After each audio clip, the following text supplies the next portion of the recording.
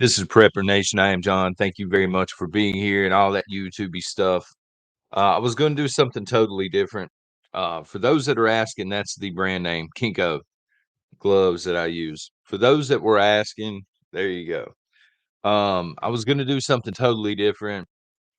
Prepper trucking, we'll get to that at some point in the coming weeks, brother. I promise. Woke up to some interesting news and also some interesting thoughts this morning. So I just want to ramble a little bit. Hopefully that's okay, folks. If not, you're welcome to down thumb it, click off. I don't blame you, son. So I want to start. We're going to talk about a snowstorm that's supposedly coming, but I want to start with planting. Oh, I know. Yeah, old John's talking about planting a little bit this morning. But it is an analogy and a metaphor here. So ride with me, son. Weeds. It's very important when you're planting stuff to stop weeds from growing. Many of y'all know this. You've said it in chat and stuff, and it's not like I'm Mr. Green Thumb. Y'all have walked me through a lot of the process along the way. But you gotta keep weeds clear because weeds, they pull stuff out of the soil, they pull water away and stuff, and then what you're actually trying to grow, the important stuff, it doesn't grow very much. The weeds kind of take over. And the reason I'm bringing this up so strangely this morning is we just had the big list drop a couple of nights ago. Hopefully y'all know the list that I'm talking about, right? We covered it a little bit yesterday on the podcast with Backwoods. Thank y'all very much for tuning in for that, by the way. If it's your cup of tea, we're going to be doing that once a week. If not, you'll be able to tell by the video title and the video thumbnail. Just skip it. I won't be offended whatsoever. I totally get it. But anyway, I digress. Um, we had the big list drop a couple of nights ago. And then the following day, uh, the news visits Iowa. That would be a way to put it. Of course, there was an event that went down, and all of a sudden, the news was in Iowa, and it's kind of like the mainstream media coverage just flip flopped from the list that we've been waiting months and months and months on, years actually, just flip flopped over to Iowa. Hey, let's look at Iowa. And of course, distractions do happen every day. Many of us are not distracted, though. We're trying to focus on the important stuff, which we're going to get to in a minute. But mainstream media, they do have this knack for, again, distractions happen every day, but they have this knack for taking people's faces and lining their eyes up with what they want them to see. The truth is so much stuff happens every single day that mainstream media, it's like this orchard of news, and they're gonna find something, and they're going to point you into that direction. When I say you, I'm talking about, not preppers necessarily, but the average, uh, person here in America. They're going to point them into whatever direction they want to, and mainstream media is gonna say, "Okay, this is important today."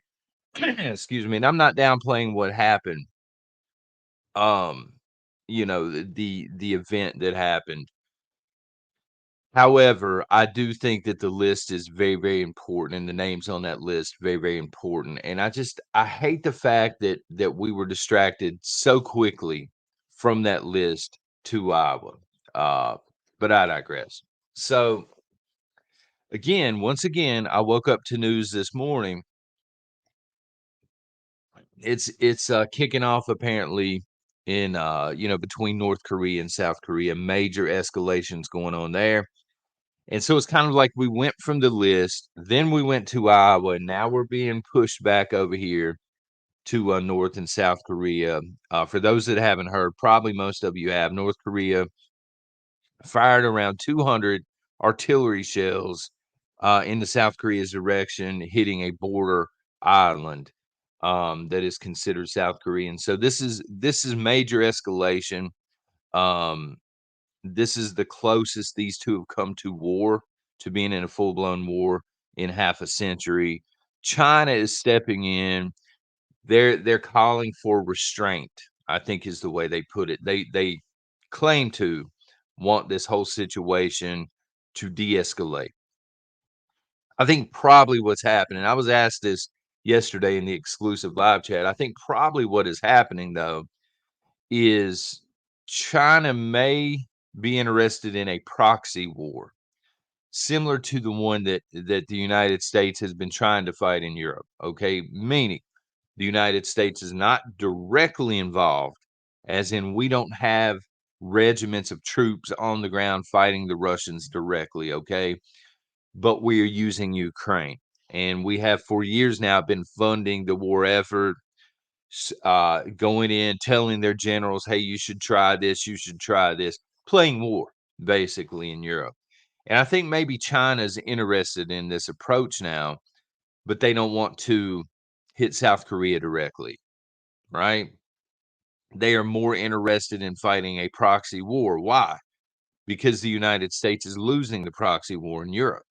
And so China, I believe they're now interested because at the end of the day, this makes all countries weaker, all countries that are involved, but we're already weak in the United States of America. I mean, we're already in a bad, very, very weakened state. And China knows this. They're really not stupid. They know this. They want to weaken us further before they escalate it beyond just a proxy war. But that's my opinion. Um, But very important to remember this because this is the thumbnail art and the title of the video, right, son? Remember our conversation. I think it was, gosh, man, I think it was either last week or the beginning of this week where we were talking about focusing on your own castle first, right? So we've got all the stuff that took place in Iowa when the news was there, seemed like for 24 hours. Now they've moved on, you know. Now everybody's talking about North and South Korea, but that's over there. And I'm not saying it's not important. I'm not saying it's not going to escalate and lead to something major. It has the potential to, and it has, major implications here at home if it does. But Snowmageddon is coming, or so I'm told. Snowmageddon, as I've heard some of the local TV stations call it. But they're saying maybe. They don't really know. Um, Meteorologists, my wife and I were just talking about this last night. Miss Nation said, these meteorologists, it seems like the last 4 or 5 years, they have no idea what's coming. It's just like you're better off guessing, walking outside and saying, "Man, it sure does look like it's going to snow today." That seems to be just as accurate as what we're seeing the last few years. Literally, we're looking at the National Weather Service, we're looking at weather.com, we're looking at all the local places. And here's what we're seeing. Some of these places are saying nothing but rain. It's going to be a cold rain this weekend. Others are saying, well, you might get a dusting of snow along with some severely cold wind. And others are saying that there is a major blizzard incoming. The biggest blizzard that we have seen probably in a half a decade is on the way. So, as a prepper, I have to approach this from the worst case scenario, right? Me personally, I think we're going to get a dusting of snow at best and a lot of high wind. Now that could take the grid down, but as a prepper, I have to approach it as though a major blizzard is coming, and that's what I'm going to be doing all morning. Going through the ammo cans. We used to keep our grid down stuff in totes, but we graduated to the bigger ammo cans, just because it is what it is. We caught them on sale at now, this is before all the controversy. We caught a bunch of on sale that were dinged up at Tractor Supply, wiped them out. Anyway, I digress. I'm going to be doing boring stuff this morning, right? Inventorying candles and lighters and matches and stuff like batteries. Do we have hot hands? On down the line here. Of course, Miss Nation's always got plenty of blankets. We've got climate bags and things, but we just want to be sure.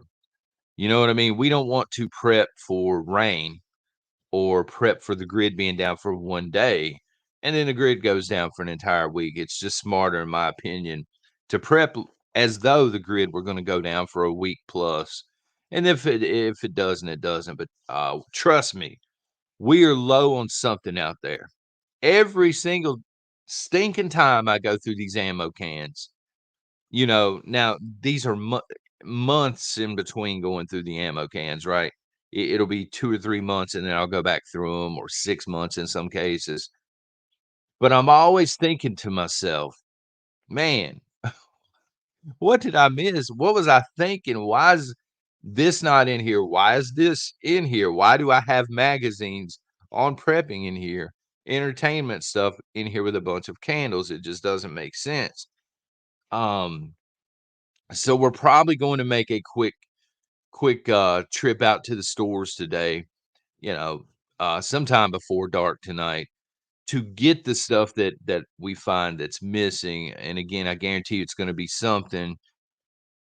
Probably won't be vital to survival. I think we're in a good place there, but there'll be something that's more convenient for us if the grid is down, and so we're gonna get what we need in terms of convenience. I know it's a bad word, it's a naughty word, right?